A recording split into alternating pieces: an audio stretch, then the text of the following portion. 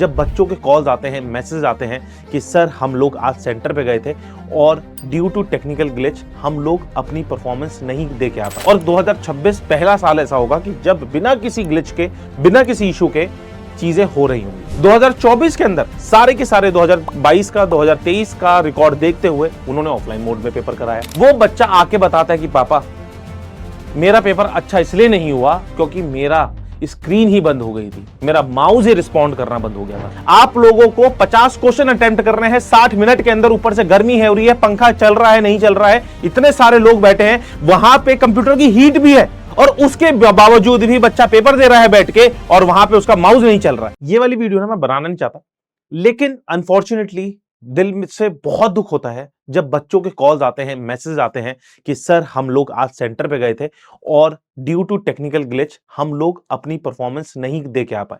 जितना मुझे पेपर आता था ना, वो मैं पेपर अटेम्प्ट ही नहीं कर पाया क्योंकि मेरा माउस ही नहीं चल रहा था। जहां पे मैं बैठा था वहां पे वेंटिलेशन की इतनी कमी थी कि पूरे दिन मेरा पेपर हो रहा था और मेरे को डिहाइड्रेशन होने लग गया। ऐसे तमाम बहुत सारी दिक्कतें बच्चों के साथ हो रही हैं और इसके बारे में मैं यहां पे बात करने आया हूं। अभी हमारे देश में बहुत सारी चीजें चल रही हैं, नीट के बारे में बातचीत चल रही है, सीबीएसई के बारे में बातचीत चल रही है। नीट के बारे में आप सभी को पता चल गया होगा, रीनीट हो रहा है। सीबीएसई की भी मार्किंग स्कीम के ऊपर भी बहुत सारे डिस्कशन चल रहे थे, लेकिन यहां पे मैं आप सभी से डिस्कस करने आया हूं सीयूटी के बारे में।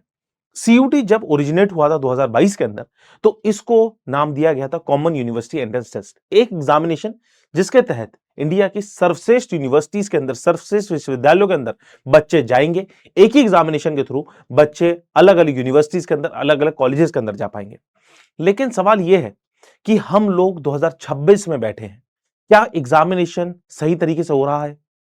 इस बार जब एनटीए ने जनवरी के महीने के अंदर सीयूटी का नोटिफिकेशन जारी कर दिया था और हर चीज टाइमली हो रही थी, तो लग रहा था कि इस साल तो सीयूटी बहुत अच्छे से होने वाला है क्योंकि नया एग्जामिनेशन है तो टाइम लगता है उसे इवॉल्व होने में। और 2026 पहला साल ऐसा होगा कि जब बिना किसी ग्लिच के, बिना किसी इशू के चीजें हो रही होंगी। लेकिन अनफॉर्चुनेटली जहां से हम लोगों ने शुरू किया था हम वहीं खड़े हैं।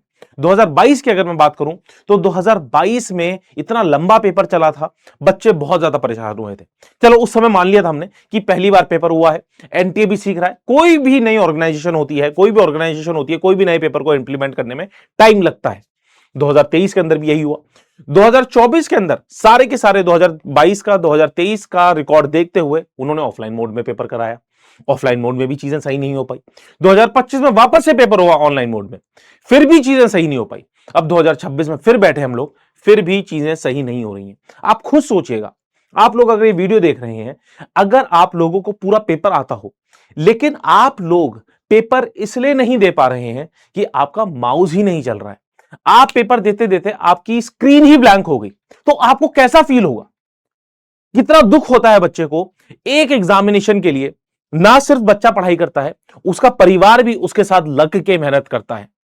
जब मैं सेंटर्स पे जाता हूं ना, बच्चे सुबह से आके 7 बजे से 8 बजे से आके सुबह सेंटर के बाहर खड़े हो जाते हैं, उनके पेरेंट्स उनके साथ आते हैं, दूर दूर से, कोई 100 किलोमीटर से, कोई 200 किलोमीटर से दूर आ रखा है।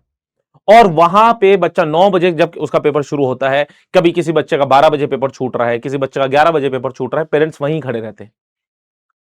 वहां पे बच्चा भी मेहनत कर रहा है, पेरेंट्स भी मेहनत कर रहे हैं। और जब वो बच्चा आके बताता है कि पापा मेरा पेपर अच्छा इसलिए नहीं हुआ क्योंकि मेरा स्क्रीन ही बंद हो गई थी, मेरा माउस ही रिस्पॉन्ड करना बंद हो गया था, तो उस समय ना सिर्फ उस बच्चे का सपना टूटता है, उन पेरेंट्स का भी सपना टूटता है जिन्होंने यह सपना देखा था कि मेरा बच्चा इस देश की सर्वश्रेष्ठ विश्वविद्यालय के अंदर जाएगा।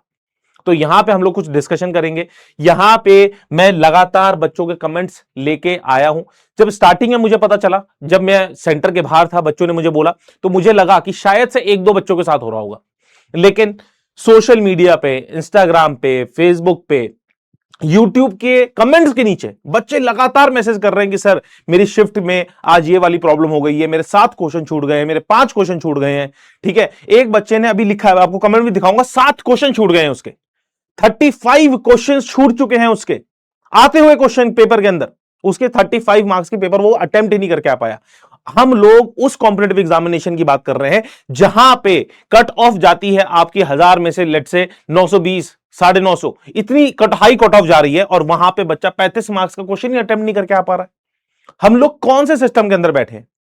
हम लोग इतना अच्छा सिक्योर सिस्टम बना सकते हैं। बहुत सारे पेपर होते हैं, जैसे यूपीएससी का पेपर हो गया, सीडीएस का पेपर हो गया, एनडीए का पेपर हो गया, ये क्यों नहीं होते कभी लीक, या फिर इनके अंदर कभी भी टेक्निकल ग्लिच क्यों नहीं आता? ये ऑफलाइन भी पेपर मोड में होते हैं कभी और तमाम बहुत सारे बच्चे उसके अंदर बैठते हैं, वहां पे भी कोई प्रॉब्लम नहीं आती, लेकिन सीयूटी के अंदर ही क्यों, हर साल ही क्यों? 2026 में हम लोग पेपर दे रहे हैं और तब भी बच्चे, अगर आप देखेंगे कमेंट्स देखो क्या लगातार बच्चे क्या लिख रहे हैं, सर मेरा पीसी ही नहीं चल रहा था, इतना पैनिक हो गई कि मैंने इतना अच्छा पढ़ा था रात रात भर बायो को और मेरा खराब हो गया पेपर। ये सोचो कि ये कमेंट करने से पहले वो बच्ची का दिल कितना झंझोड़ा होगा, और जब उसने वीडियो के नीचे कमेंट किया है उससे पहले वो किस चीज से, किस दौर से निकली होगी वो। ठीक है, फिर उसके बाद yes mobile roller is not working, plus computer paper की बीच बीच में बंद हो गई 3 बार, तो 3 बार पेपर के अंदर। सोचो आप लोग एक पैनिक सिचुएशन में बैठे हैं, आप लोगों को 50 क्वेश्चन अटेम्प्ट कर रहे हैं 60 मिनट के अंदर, ऊपर से गर्मी है हो रही है, पंखा चल रहा है नहीं चल रहा है, इतने सारे लोग बैठे हैं, वहां पे कंप्यूटर की हीट भी है और उसके बावजूद भी बच्चा पेपर दे रहा है बैठ के, और वहां पे उसका माउस नहीं चल रहा है। अभी आपको दिखाऊंगा, यहां पे स्क्रीन ब्लैंक हो गई एक बच्चे की। ठीक है, मैम एक बच्चे ने मैम के उस पर लिखा है, मैम मेरे पास 20 मिनट थे और लास्ट के 2 रीडिंग कॉम्बिनेशन करने थे, ma'am I was not able to read the passage and not able to single line, क्योंकि माउस स्क्रॉल नहीं हो रहा था। देखो इंग्लिश का पेपर उसका खराब हो गया, रीडिंग कॉम्बिनेशन उसे पढ़ना था। ठीक है, मेरे सेंटर पे राइट की प्रॉब्लम थी जिसकी वजह से 1 आवर डिले हुआ है। सोचो 1 आवर डिले हो गया है और कोई बात नहीं कर रहा है इसके बारे में, कोई किसी को कानो कान खबर नहीं है इसके बारे में, कोई बात ही नहीं कर रहा है कि 1 आवर पेपर डिले हो गया। ठीक है, मैथमेटिक्स में 7 से 8 बार पास पर वो ना सेव नहीं हो रहा था, 21 मिनट बर्बाद हो गए। सोचो 7 से 8 बार बच्चा एक ही क्वेश्चन को क्लिक करके सेव कर रहा है यार। हम लोग अगर किसी और ऑनलाइन पेपर को कंडक्ट कराते हैं, किसी सेंटर्स को असाइन करते हैं, तो उस सेंटर की सारी टेक्निकल चीजें हम लोग असेस करते हैं कि हाँ जी क्या वो पेपर देने योग्य है कि नहीं है, इतने सारे बच्चे वो पेपर देंगे और लगातार कंप्यूटर सिस्टम चल रहे होंगे, क्या उन चीजों को वो लेने के लिए काबिल है या नहीं है, वो सारी की सारी टेक्निकल चीजें हैं कि नहीं है। क्या हम लोग अपने पेपर्स को, अपने कॉम्पिटेटिव एग्जामिनेशंस को इतना इजी लेने लग गए कि हाँ ठीक है यार, लाखों बच्चे आएंगे, लाखों बच्चे चले जाएंगे, लेकिन हम लोग अपना स्तर उठाएंगे ही नहीं, राइट? तो ये चीजें देख के आप लोग कमेंट्स पढ़ सकते हैं खुद से भी। ठीक है, यहां पे लगातार बच्चों का, सर एक बार स्क्रीन ब्लैंक हो गया था, माउस काम नहीं कर रहा था। ठीक है, पहले मेरे को भी ये चीजें फेस हुई, लेकिन जब मैंने रीचेक किया तो मेरे क्वेश्चन के आंसर्स ही बदल गए हैं। यार इन चीजों के बारे में ना मैं सच में, मेरे को हर बार मैं सोचता हूं कि नहीं इस चीजों के बारे में बात नहीं उठानी चाहिए। ठीक है, शायद 2 बच्चों 10 बच्चों के साथ हो रहा होगा, लेकिन मैं मानता हूं जब इतने सारे बच्चों के साथ हो रहा है तो शायद आपके साथ भी होगा। आप लोग कमेंट बॉक्स के अंदर मुझे बताइएगा। एंड शायद अगर एनटीए तक ये वाली वीडियो पहुंच रही हो तो उन लोगों से हाथ जोड़ के एक रिक्वेस्ट है कि इन बच्चों को भी एक इंसान समझें, इन बच्चों का भी भविष्य है। सही में जब आप लोगों ने ये सीयूटी का पेपर दिया था, जब बनाया था, तो जो मिशन था, जो उद्देश्य था आप लोगों का कि यार इस देश का सबसे बड़ा पेपर बनना चाहिए, ये इस देश का जो गरीब वर्ग से भी बच्चा आता है, जिसको पता नहीं है दिल्ली यूनिवर्सिटी का रास्ता कहां से आता है, जिसको पता नहीं है बीएचयू का रास्ता कहां से आता है, जिसको पता नहीं है इलाहाबाद यूनिवर्सिटी का रास्ता कहां से आता है, बस वो एक पेपर देगा irrespective of any language. 13 languages में आप लोग पेपर कराते हैं। आप लोगों की बहुत अच्छी चीजें हैं ये कि आप लोग सिर्फ और सिर्फ इंग्लिश वर्ग के स्टूडेंट्स को नहीं, हर एक वर्ग के स्टूडेंट को एक ही स्टैंड पे खड़ा करते हैं, और तब आप देखते हैं कि भैया कि आप लायक हैं उस विश्वविद्यालय के अंदर जाने के लिए या नहीं। तो इस पेपर की मान्यता को बहुत अच्छे से बना के रखिएगा और बच्चों को सही में एक सही इंफ्रास्ट्रक्चर दीजिए कि जिससे बच्चा हर साल इस पेपर को दे और अपने ड्रीम यूनिवर्सिटी के अंदर पहुंच पाए। क्योंकि एक यूनिवर्सिटी सिर्फ और सिर्फ उसको ग्रेजुएट नहीं करती है, उसका पूरा का पूरा दिमाग बदलती है, उसका पूरा का पूरा भविष्य बदलती है। अगर एक स्टूडेंट किसी नॉर्मल यूनिवर्सिटी से पढ़ाई कर रहा है और एक स्टूडेंट किसी सेंट्रल यूनिवर्सिटी, किसी अच्छे विश्वविद्यालय से पढ़ाई कर रहा है, तो आपको नहीं पता कि कितने बच्चे कल की डेट में सिविल सर्वेंट्स बन जाएं, कल की डेट में आपके सीजीएल का पेपर निकाल दें, कल की डेट में आईपीएस बन जाए, आईईएस बन जाए, इंजीनियरिंग सर्विसेज के पेपर निकाल दें। तो हम लोगों को इस पेपर को बहुत अच्छी तरीके से कंडक्ट कराना चाहिए। बच्चे बहुत ज्यादा अभी निराश हैं, बहुत ज्यादा डरे हुए हैं। तो प्लीज इसके ऊपर थोड़ी सी बातचीत करें, इसके ऊपर कुछ सॉल्यूशन निकालें बच्चों का, जिन बच्चों का पेपर छूट गया था और जिनकी अभी अपकमिंग शिफ्ट के अंदर पेपर है। तो प्लीज इस चीज का थोड़ा सा ध्यान रखें कि बच्चे सही से पेपर दे पाए। जितना इंफ्रास्ट्रक्चर आपके पास है वो बहुत है, बस जो कंप्यूटर्स हैं, जो इंटरनेट है, वो उन चीजों का तो थोड़ा सा ध्यान रखना चाहिए कि जिससे बच्चा पेपर सही से दे पाए। ठीक है, जब बच्चा पेपर अपने घर से देने निकलता है तो वो उसको पता है भाई गर्मी है, मेरे को अपने आप को हाइड्रेटेड रखना है, पानी पीना है, हर चीज उसको पता है। लेकिन दिल उसका वहीं टूटता है जब वो वहां पे कंप्यूटर स्क्रीन पे बैठता है और कंप्यूटर ही नहीं चल रहा होता। सारी चीजें वो मैनेज कर लेगा अगर उसका कंप्यूटर सही चल रहा हो। सारी चीजें वो मैनेज करता आ तो रहा है यार, पढ़ाई भी खुद से कर रहा है, ट्रैवल भी खुद से कर रहा है, पेरेंट्स उसके बाहर खड़े हैं।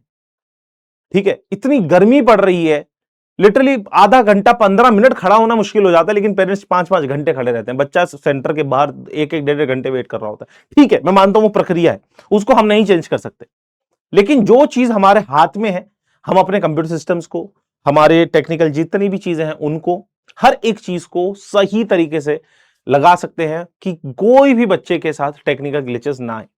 राइट, तो यहीं पे मैं एंड करूंगा। अगर आपके साथ भी कोई इशू आया था बेटो, तो आप लोग भी प्लीज कमेंट बॉक्स के अंदर बताइएगा कि आपके साथ क्या क्या इश्यूज आए थे, जिससे ज्यादा से ज्यादा जितने कमेंट्स होंगे कि वो ज्यादा बच्चों तक पहुंचेगी, ज्यादा लोगों तक पहुंचेगी, और शायद आपकी आवाज एनटीए तक पहुंचे।